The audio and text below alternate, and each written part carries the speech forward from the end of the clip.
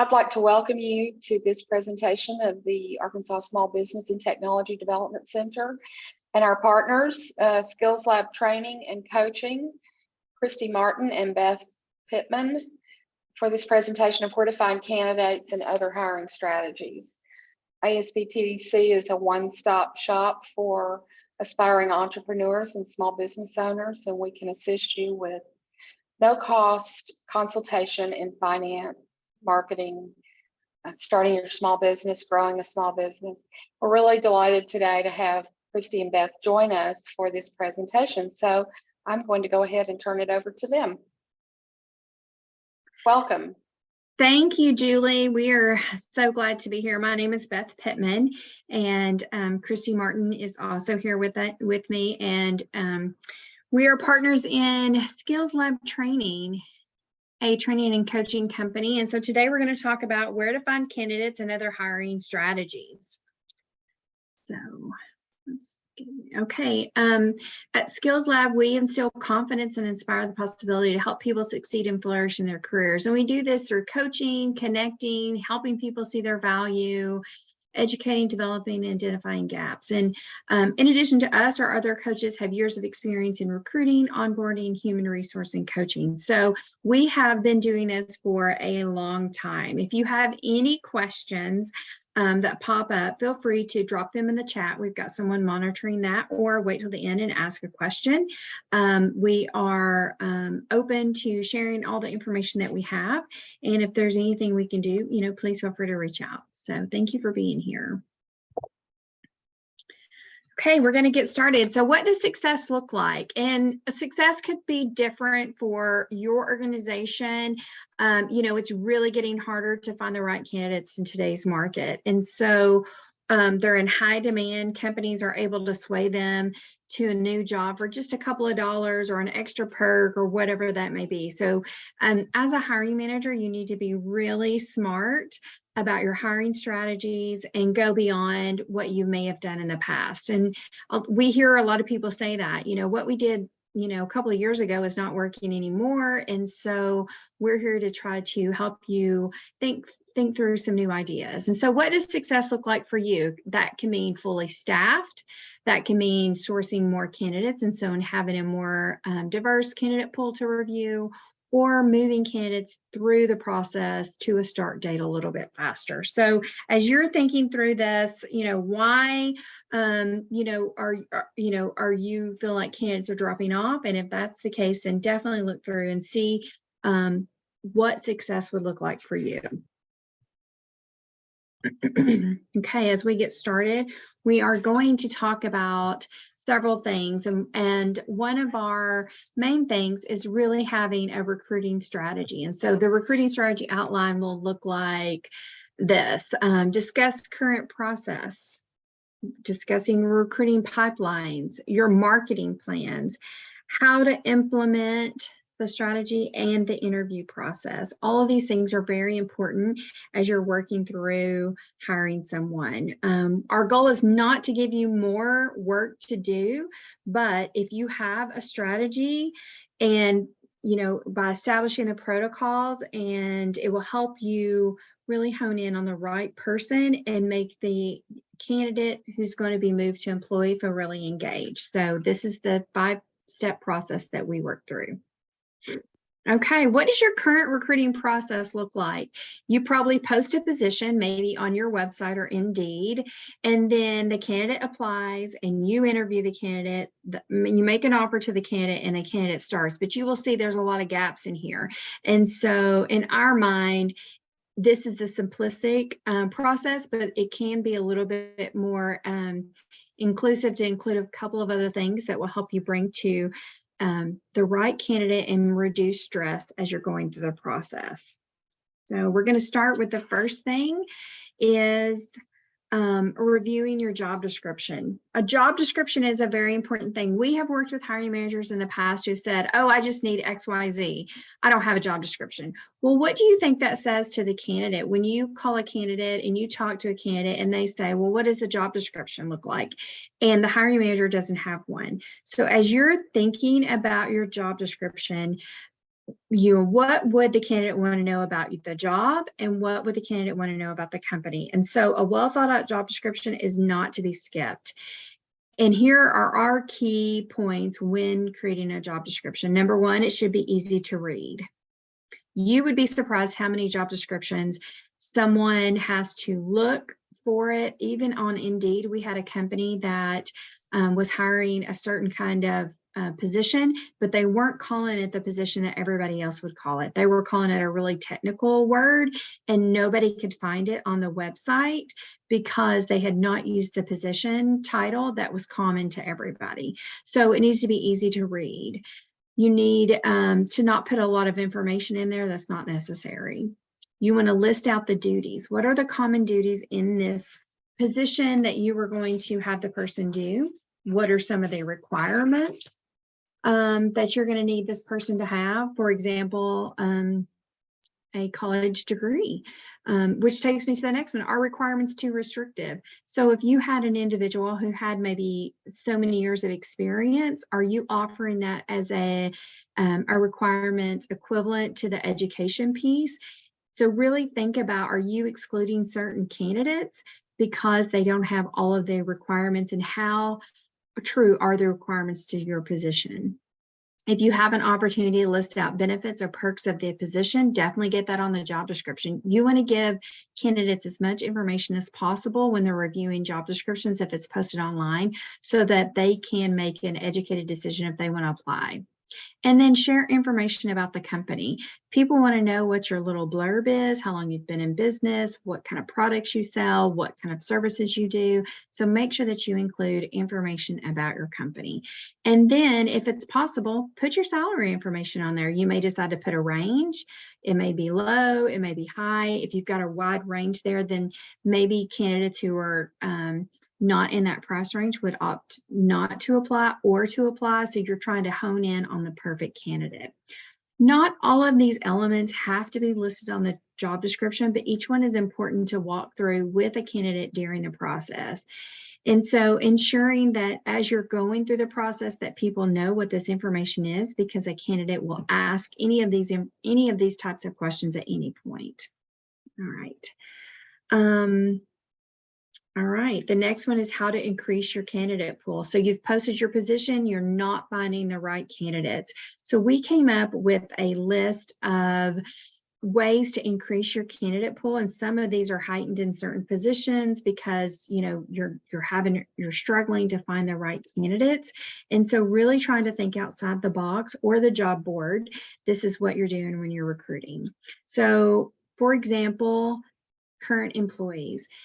When you look at your team currently, who on your team is ready for the next step? Maybe this is a promotion for someone. Maybe you have an employee that is in the wrong position and they would be able to move into this role, and it would be easier to backfill their position than this position. So really think about and evaluate your current employees that you have. The next one would be a referral program. Also looking at your current employees, they are the best marketers for your company.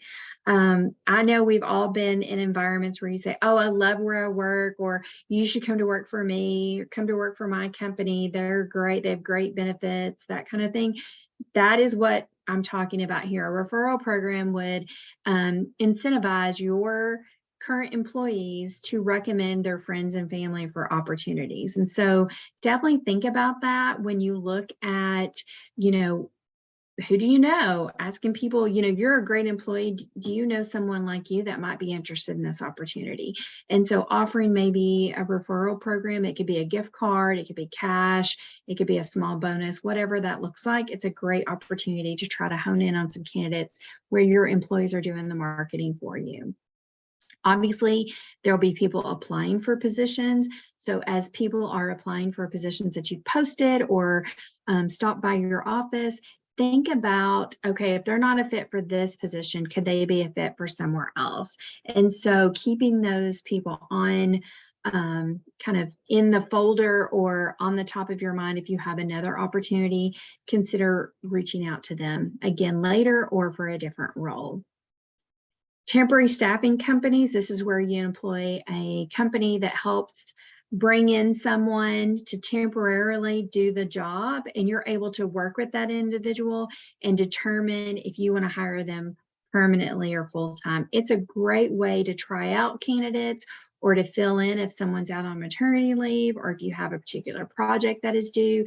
A temporary staffing company can help you find the absolute right skills that you need and bring that candidate in. And then if you decide, hey, I really love this person, you can actually bring that person in full-time to your company.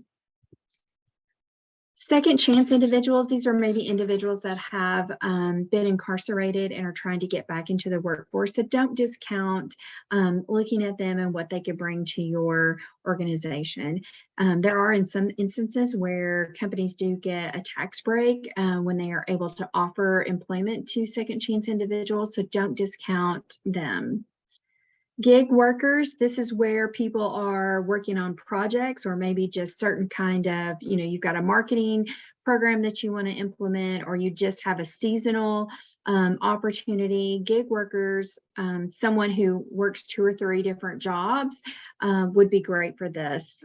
So, people have, well, I've got to have somebody full time. Do you really going back and looking at that job description and thinking, okay, I'm really busy during the Christmas season, or I'm really busy on Tuesdays, or I'm busy through April, or whatever the case may be, or I just need this project to go out? Definitely consider gig workers, because they can bring a lot of expertise. They know how to work quickly. They're able to integrate, very quickly to organizations and be able to make a difference.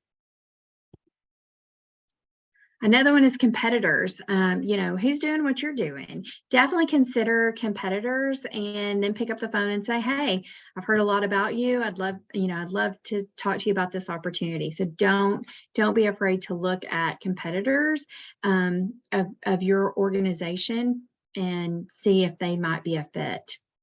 I mentioned season workers on gig, but for a lot of times seasonal workers may only work, during the Christmas season or during the holiday season. So you may have an opportunity to work with them. But then also seasonal workers would be like EMTs who maybe or firefighters who may only work a couple of days a week. They may be looking for another opportunity to work during their off shifts. So definitely think about people who don't work year round. Maybe teachers would also be another person that has the summers off and may be looking for another way to add to their employment. Consider current clients or customers. If you are running a restaurant and you have a customer that comes in all the time, you've gotten to know that person, maybe they're looking for an opportunity. Talk to them about what they're doing and definitely consider them. If you have, a marketing company that you're working with and you have one person that's, has done a great job managing your account, definitely consider reaching out to that person to see if there's an opportunity for you to bring them on, and either maybe work from a gig perspective or bring them on full time. Second, job seekers. These are people who maybe have a full-time day job and are looking for an extra work either on the weekend or at night. So definitely consider people who definitely have another job. Don't automatically discount them because they're already working. And then don't be afraid to reach out to previous employee referrals. If you had someone that reached out to your company several years ago, or a couple, 6 months ago, or you had a previous employee that left, reach out to them and say, hey, I know that you worked here before. Would you, one, be interested in coming back to work? And two, would you know somebody who might be interested? So definitely consider them. Career fairs. There is a lot of times you can either hold your own career fair for your organization if you had several positions available, and you could probably get with your local chamber, or there's career fairs for the community. I think there's one upcoming pretty soon. This is a great way to think through, okay, I'm going to set up a booth. I have a couple of positions. It's a great way to meet a lot of people very quickly and to be able to talk about your position with many different people and to meet many different people. So career fairs is a great way to meet candidates who are looking for jobs. Considering surrounding schools and universities, this is public schools, high schools, and colleges and universities. Students are always looking for work, and whether that's one day a week or the weekends or seasonal or during the summer, definitely consider that. If you have an opportunity to create an internship, students are really interested in that as well. So don't discount really thinking through what kind of student would I be looking for, and then what could they do and what kind of hours. So really thinking through what that looks like is really good. Beth, I wanted to add on here, you might see things missing from this list, like the usual things that come to mind, just posting the position on your website, posting it on usual job boards like LinkedIn or Indeed.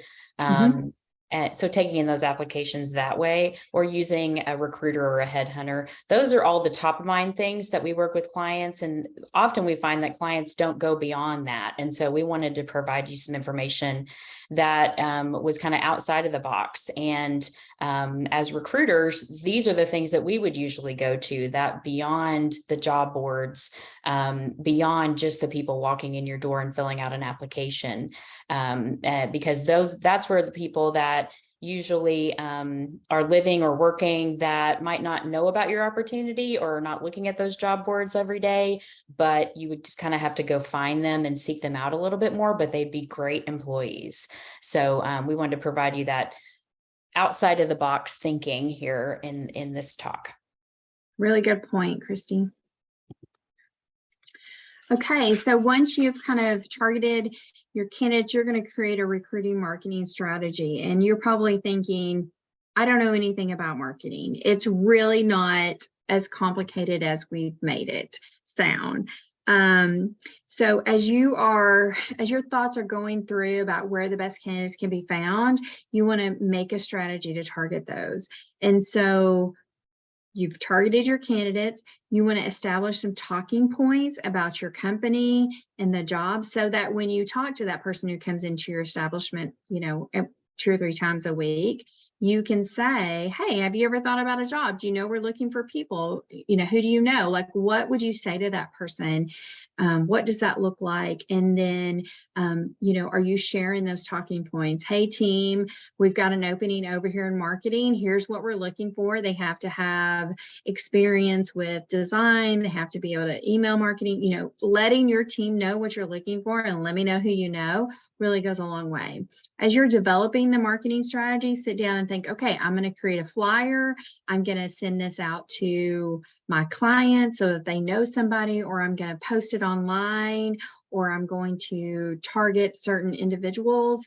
This is a marketing strategy. That is writing down what you're going to do and then implement that marketing strategy. And that, like Christie said, it goes back to posting the positions online, using your word of mouth, working with recruiters, but then it's also tapping into that candidate pool that you may not have thought of in the past. And so once you've got your job description, you've targeted your candidates, then you're working on your marketing strategy. And you don't have to be, you don't have to have years and years of marketing experience, but it's like, what are you trying to accomplish? And then as a candidate, what would you want to know about the company and the position and the role? So what that looks like, it's not a super complicated process. Okay. And as we go through, you're probably saying, yes, but I have a tight budget. I get it. We all have tight budgets, and everything that we talked about here is very simple to do within a very short budget. If you're advertising positions on LinkedIn or Indeed, you may have paid something. So think about what your budget is going to look like, and then what you could do for free or for very little money. So for example, the job description, that doesn't cost you hardly anything, no money, to put together a good job description. Creating talking points, what do you want to say? You can make flyers and share. If you are using Canva, and it's canva.com, it's one of our favorite little design, graphic design websites that we use. You can create a flyer from there. You can email it out and share it to people. One of the biggest things that I think people don't do is keeping their eyes open for talent. And I know you've probably heard that saying, if you're looking for it, you'll find it. You'd be surprised how many people are not looking for talent when they're out and about and going about things or thinking through who they know. But just keeping your eyes open. Maybe you frequent a coffee shop every day and the barista is so wonderful, offers excellent customer service, and you think, oh, wow, I wonder if they would be interested in coming to work for me, because I think they would do a great job. You've observed them, you see what they're doing. Keeping your eyes open for that talent is a big deal, and it doesn't cost you anything. And then also make it a great place to work. You know, really thinking about employee engagement, what that looks like, how you onboard candidates, how you walk them through the process, and then how you treat them while they're in. A lot of times employees want to work with their friends and they'll share places. Oh, you should come to work here. It's a great place to work. I actually did that with Christie. Christie and I have worked together in several positions. And when I go to a new opportunity, I want to bring Christie with me because one, she's super talented. And two, I know she would like it. And so I want to work with people who are talented, and I want to work in organizations where people treat me right. And I have done that with Christie, and I brought her along. It didn't cost me anything. I just had to tell her what kind of environment I worked in and what she would be doing. She had a great marketing pitch, that's for sure. But yeah, she had great information to share whenever she would present me with opportunities. And I think that's so important, not just having jazzy flyers and things, but it's about the pitch. It's about why your opportunity is attractive and being able to communicate that to a candidate enough for them to say, yeah, I might consider leaving what I'm currently doing to take on a new thing. So thinking about your talking points and marketing pitch, again, that's free, but it is the most impactful piece of what you're trying to do here. Absolutely. One of the things that we would ask you to do is if, drop a note in the chat to let us know what kind of organization you're working for. So for example, if you own a restaurant or if you own a marketing company, just drop that in the chat, because we're going to talk a little bit about what that looks like in just a minute. But okay, so the next one is applying should be easy. So it's easy to find positions. Is it easy to find positions? I don't know. You should make it easy that people can find your position. So what you want to do is, if you have, I'm going to use a restaurant for example, and if you put it in the chat, then we have other places that we can give you examples of what to do. But if you have a restaurant, you could put a flyer up by the cashier and say open hiring Monday through Friday, whatever, looking for this pizza person, whatever that looks like. You want it to be easy to find. And maybe that is putting it on Indeed. Maybe that is putting it on your LinkedIn. Maybe that is putting it on your website. Maybe that's actually putting it in the facility. So thinking about what are the ways that people can find you. You want it to be easy. People want to be able to find your positions. Like I said, this one gentleman was naming his position something a technician when it was actually something totally different. Nobody's looking for a technician. They're actually looking for what the position is called. So make sure that you're calling it the right thing. You want a clear application process. We've had companies say, oh, you can apply online. You just click this QR code and it goes right into the application. Well, that seems easy. Well, when they got to the application process, it took people 15 to 20 minutes to fill out the thing on their phone, and it wasn't really mobile friendly. And if people had a question or had to upload something, then it kicked them out. You want it to be a clear application process. You want it to be easy for them to apply, and you want it to be quick. So as you're thinking through, go ahead and apply for a position at your own company and see what kind of process you get. You want to open interview times weekly. You want it to be really easy for someone to come to apply for a position at your company. So sometimes you'll see this at the Taco Bell. They'll say, accepting open interviews during the times 2 to 4 on Thursday.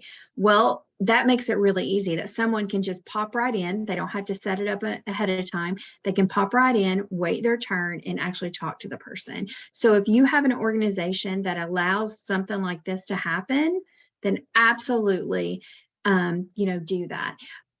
It doesn't have to be in the restaurant industry. If you have an opportunity, if you're in an organization that's a little more professional and you're looking for a different type of skill set, you can still open interview times weekly. Stop by the office on Friday afternoons from 3 to 5 and take a couple of hours and visit with people during that time. You would be surprised the candidates that would see that and want to show up. And that would allow them to come in very quickly. Move quickly. This is, I've said this a couple of times. It's very important that this process moves through the process very quickly, because I will tell you that people will fill out an application and then a company from somewhere else will call them and they really want to talk to you, but you've not moved it through the process and they just go ahead and go with this other company. There are so many things going on in the world today, and we want things to move quickly. The interview and application process has to move quickly. It's very important.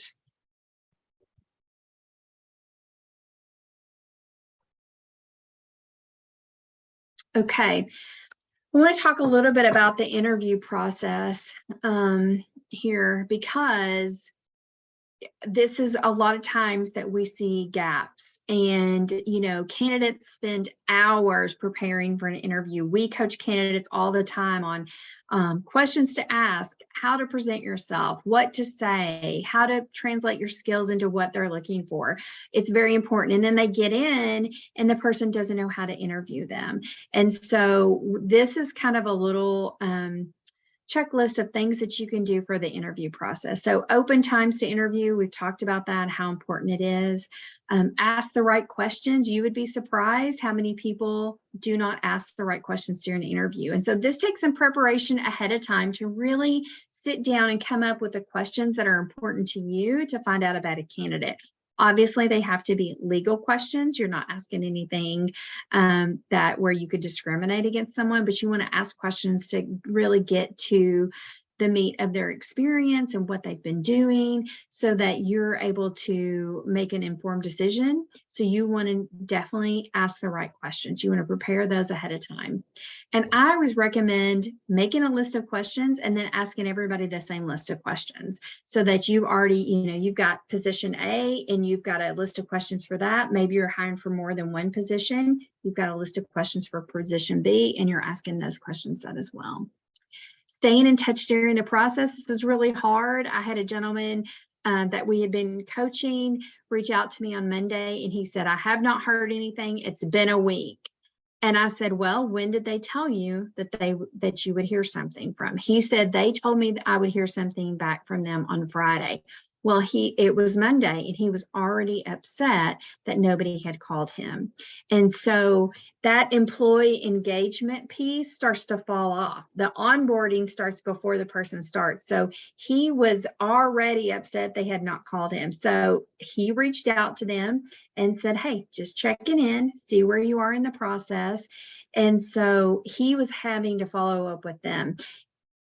And I will tell you, he was not happy. And we see that a lot. Candidates want to know what's going on. And so you staying in touch with them during the process, they don't even care they weren't selected. They just don't like to be hanging out there. They want to know what's going on. So definitely staying in touch with them during the process. And you can do this by, once you talk to a candidate, you've asked them the right questions, you can say, I'm going to follow up with you by this date. Make a note of that in your calendar and then stick with it. Offer incentives to come to the interview. We had a lot of clients tell us that, I set up the interview, but then the candidate doesn't come, or they never show up. And so how do we get them to come to the interview? Sometimes you have to offer them an incentive. Maybe you do a giveaway. If they come, they get their name in the raffle and they get a gift card, or maybe you offer them a free meal, if they come to the interview. Thinking about something like that gives them an opportunity to come to the interview, because honestly, they probably have 3 or 4 interviews that they're going to, and they are not convinced that they want to come and interview at your company. So it just gives them a little bit of an incentive to attend that interview. You also want to show a path of success for your candidates. So candidates want to know where they could potentially go with your company and what that looks like. So think about, as you're talking to candidates, what you can share with them. Like, one day you can be the director and you can manage the team, and, really talking to them about the different types of pathways that are available for this position. Also know that the interview process is ongoing. It's ever evolving. And so as you're going through this process, you may have to change some things. And so it's an ongoing process and you're constantly learning, which takes me to the next one. Listen to feedback. If you're going to ask for feedback, and some of those are in the form of, what kind of questions do you have for me? And they'll ask questions. And if you're hearing the same question every time, maybe you should think about letting them know ahead of time what the answer to that question is, because you're getting it a lot. So listen to the feedback and make sure that you're making adjustments based on what you're doing. And the last one that we've got is closing the loop well. For example, the person that we coached, and he was not selected for this position, but I said to him, there could be a situation later on down the road where they reach back out to you. And he said, yes, they said that to me. So closing the loop well means that the company has said, hey, you weren't the right fit for this position, but we'd love to keep you in mind for positions down the way. And so is that possible if I reach out to you again? And that candidate's probably going to say yes. If you're in a company where you're offering a service, you don't want to lose that candidate as a customer as well. So closing that loop, because I will tell you, you never hear about the companies that treat candidates right during the process. You hear about the candidates that treat them wrong during the process. Oh, I interviewed with them. They never called me back. They never let me know. They never responded. They didn't give me any information, that kind of thing. So you definitely want to think through how you're handling your interview process. Christie, any thoughts on that?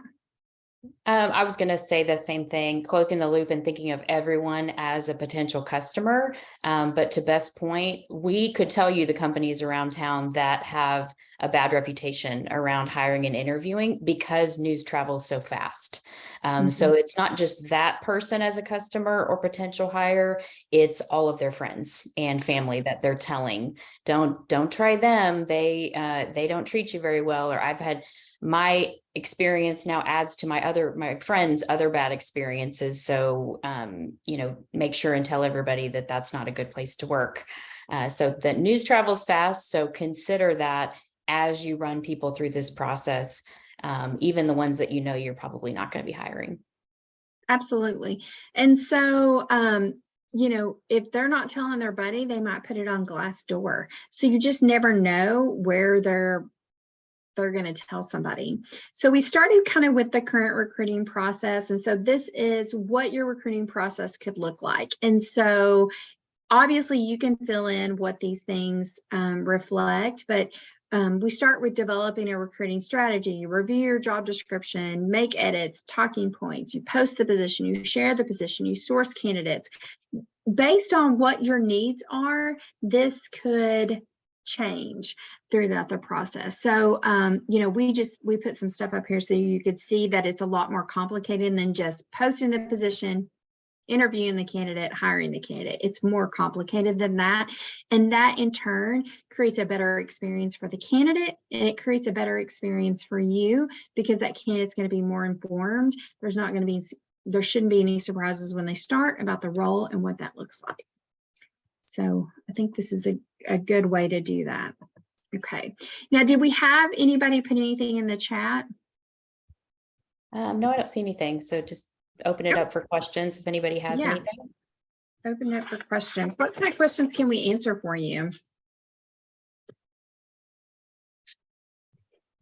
And certainly our email addresses are here for a reason. We're happy for you to reach out to us directly if you have a question or have something that pops up later. Or if you think Beth or I could help you out with hiring strategy or going a bit more in depth on any of these things, we're happy to do that. Visit our website to kind of see all of our services that we provide to candidates and who are looking to make job transitions, but then also businesses as they look to upskill their workforce and hire in new people. So a couple of things really quickly. I know that we've talked a little bit about recruiting is our passion. Like, I love being a recruiter. I love helping people find opportunities. I think that's really neat. And so sometimes as you are looking for candidates, you know, just letting people know, and we tell candidates this, when you're looking for a job, you have to let people know that you're looking for a job. And it's the same way with when you're hiring someone. If you're going to hire someone, you have to let people know what you're looking for. Experience, do you know any accounting people? Let me know if you hear, well, would you look at someone who just graduated college? I don't know, maybe. You know, definitely think through those things. So letting people know what you were looking for, and then putting that on your social media channels. If you are a business that has a social media channel, don't be afraid to put a note in there, now hiring, and here's what I'm looking for, office manager for a dentist office. Really thinking through what that looks like. Okay, I think that's all I've got. Christie, did you have anything else to add? No, thank you guys for attending, and we're just really happy to share this information. Yeah, I know that Julie's team we created some resources for our library for her, and I know that she's got some things that would be beneficial for y'all to use as you're trying to hire your candidates. So feel free to check those out as well. Thank you, Julie. Thank you, Beth and Christie, for joining us today, and it's great information. And I'm going to share something right now, just really quickly. If anyone does not have our information, I think our attendees are both clients of the ASBTDC. But here's our website where you can find those resources that were just mentioned on a variety of topics, as well as recordings of all of our events, including this one, which will be posted later this afternoon. So thanks again for joining us, and we hope to see you again soon. All right, thank you. Take care.